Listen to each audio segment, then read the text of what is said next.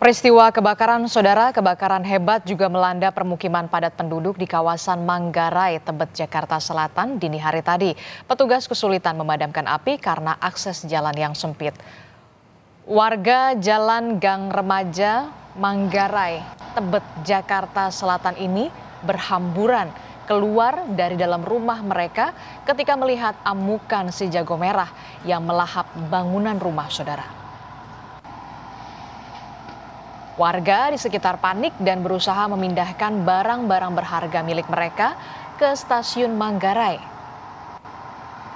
Petugas pemadam kebakaran yang tiba di lokasi pun kesulitan memadamkan api lantaran akses jalan yang sempit. Warga menduga kebakaran terjadi akibat korsleting di salah satu rumah warga. Kita pantau bagaimana situasi terkini di Manggarai, Jakarta Selatan bersama dengan jurnalis Kompas TV. Sudah ada Audrey Zevanya di sana. Selamat pagi Zevanya. Zevanya, bisa Anda gambarkan bagaimana situasi terkini di sana? Apakah api berhasil dipadamkan? Zevanya. Ya, Disti.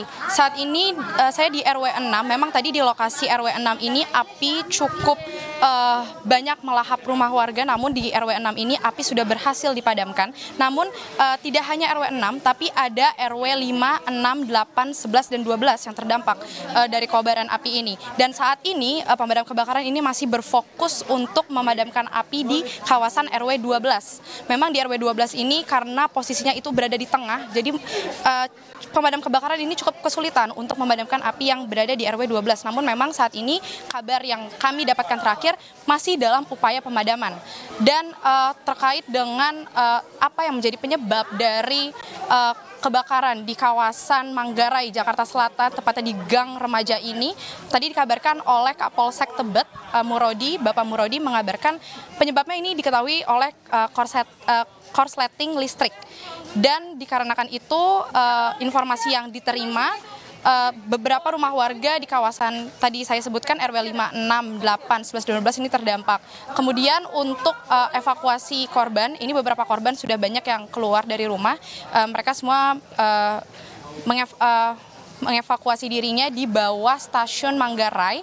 Namun dari pihak kepolisian juga menyatakan akan berkoordinasi dengan pemerintah setempat untuk menyiapkan posko agar warga ini bisa lebih layak lagi untuk menunggu rumah mereka dipadamkan. Terkait dengan korban jiwa, tadi juga disampaikan tidak ada korban jiwa sejauh ini, dipastikan tidak ada juga korban luka-luka dan belum ada juga warga yang melapor kehilangan keluarganya. Namun memang beberapa warga menyampaikan mereka tidak bisa menyelamatkan barang-barang berharga mereka, dan juga mereka lebih fokus untuk menyelamatkan diri karena dikabarkan tadi semua warga ini sudah bisa mengantisipasi sebelum api semakin besar. Warga sudah banyak yang berlarian keluar rumah, dan saat ini warga tadi juga bergotong royong membantu pemadam kebakaran untuk memadamkan api-api. Semua bergotong royong membawa ember untuk memadamkan api, kemudian ada juga yang menggunakan selang rumah dan juga membantu pemadam kebakaran mengangkat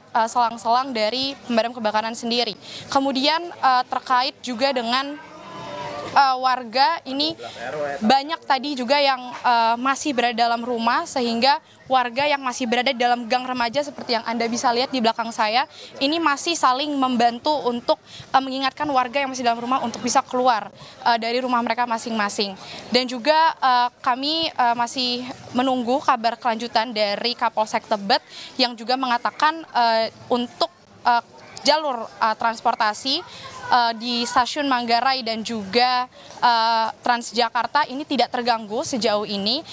Namun memang tidak menutup kemungkinan jika nanti ada penutupan jalur, tapi sejauh ini masih aman. Jadi untuk warga yang akan bepergian atau berangkat kerja ini aman sekali untuk menggunakan stasiun Manggarai maupun Transjakartanya.